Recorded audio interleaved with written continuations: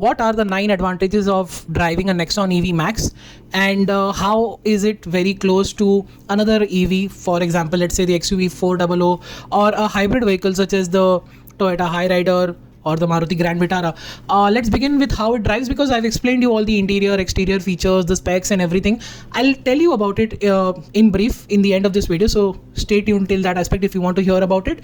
But right now let's discuss the fact that it is the most effortless driving car.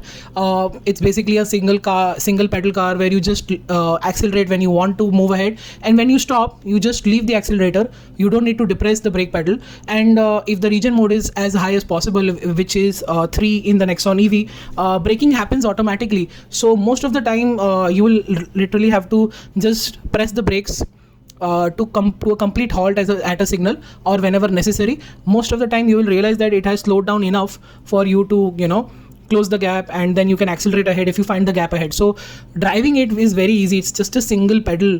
There are no 3 pedals, there is not even 2 pedals, it's a single pedal. So that makes a lot of difference in everyday stress situations. Superior performance is courtesy of torque available at 0 rpm, and at the same time it's very easy to modulate. It's not very sports car-ish. It is still modulable, and even if you're coming from a ICE vehicle, you will find this much more stress-free. At the same time, modulate enough to get around the whole instant power and torque rather easily in eco mode. And once you get into sport mode, it will overwhelm you, but if you gradually go ahead from eco, normal and sport mode, then you will get used to it very easily. And the whole idea behind the EV is, of course, zero tailpipe emissions from the particular, zero tailpipe emissions, because there's no tailpipe, there's no ICE engine like a hybrid. So there are no emissions whatsoever in the city. And with the EVs, the government is also pushing for EVs because we want to declutter and pollute the cities that we are in, because they are already stressed with heavy commercial vehicles and light commercial vehicles and a lot of other ICE cars that are letting out emission by a long margin. And here you just get zero tailpipe emissions, which is quite frankly a lot. The average comes down dramatically if you're driving an EV. And EV comes with multiple charging points. It's just not that you will have to find a DC charging spot near to your house. You will have a AC charger installed in your house, at least with the Nexon EV. That's possible. There's an AC fast charger, there's an AC regular charger where you can put it in any 15 ampere socket and charge it. Then there's an AC fast charger where they will Tata, for example, will charge, put a box, and it will be somewhere around 7 or 11 kilowatt, and charging can happen quite rather easily. You can charge your vehicle in 4 to 5 hours instead of 8 hours instead of 12 hours from regular AC to AC fast. DC charging will of course take only 1.5 hours with a 30 kilowatt. If you get 60, then it can drop down even more. So that is great while you are on the move, if you're covering more than 300 kilometers, which is Tata Nexon EV's max range in real life. That is what we got in our testing. Of course, you can get it a bit more. And EVs have an even distribution of battery packs, so that affects the ride and handling, and that is done on the vehicle floor. So a lower center of gravity is already done. So driving dynamics definitely become better. Nexon EV does handle really well.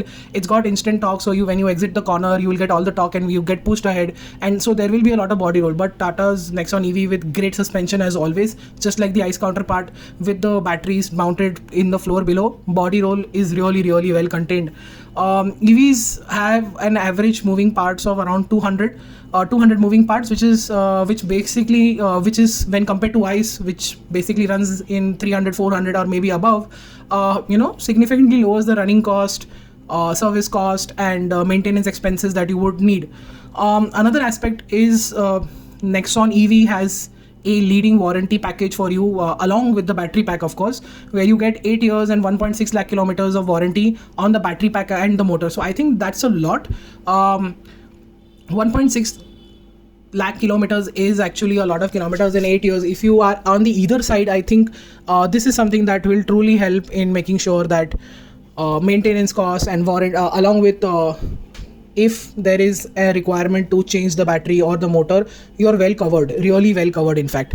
Routine upgrades with software updates coming in through OTA for the infotainment system, as well as the powertrain system, which obviously has to be done at the service center to make sure that it's safe and well done, and the car isn't moving, and if anything goes wrong, the Tata service guys can check and immediately fix it, because it's a slightly more complicated over the air update over a regular infotainment update which has a SIM card, and the updates are more of cosmetic and not powertrain related. And that is not possible with hybrid vehicles. Once you buy it, you forget it, and you will have to live with a certain amount of range, a certain amount of fuel efficiency, unless there's a huge software upgrade where you will be called, and it will take a couple of hours, more than 3-4 hours, just to update the ECU to get you something like that. But that hasn't really happened all these years. Manufacturers just make sure that they get it right at first, and then they have a 3 years 4 years gap till they fix the engine again to make sure that there is more power or more efficiency delivered in the facelifted or upgraded version. So that's the EV part and the hybrid part to a certain extent. What we've explained time and again is how the Nexon EV behaves. We are really impressed with what it offers. Now there is competition from the XUV 400, so let's give it a small mention in the fact that the XUV 400 definitely has what it takes to compete with the Tata Nexon, because it does in the ICE space. It will definitely do in the EV space as well. The Nexon EV has a claimed range of 437 while the XUV has 456. So we still think both will deliver around 330-340 kilometers in real life. So they are pretty much the same. DC fast charging, they're both the same. AC charging, they are pretty much the same. Max speed, the XUV is a little bit faster, and so is the acceleration, and so is the top speed. But what you get with the Nexon EV is a much better design. It's a proven platform, and it is something that Tata has worked really hard on. The feature list is humongous. The interior is more modern, and the Nexon EV Max is the default choice for a lot of people right now in the EV space, because it has immediately proven itself, and that comes with a lot of hard work from Tata's end, and it's a job well done by Tata. And yet again, we are all praises about the Nexon EV Max, and that is it for now. You can watch the whole review if you want the entire Nexon EV experience. It's available in short format on our channel, as well as a long video that we did earlier. And that is it. Follow us on our website and social media for everyday updates. Until then, goodbye.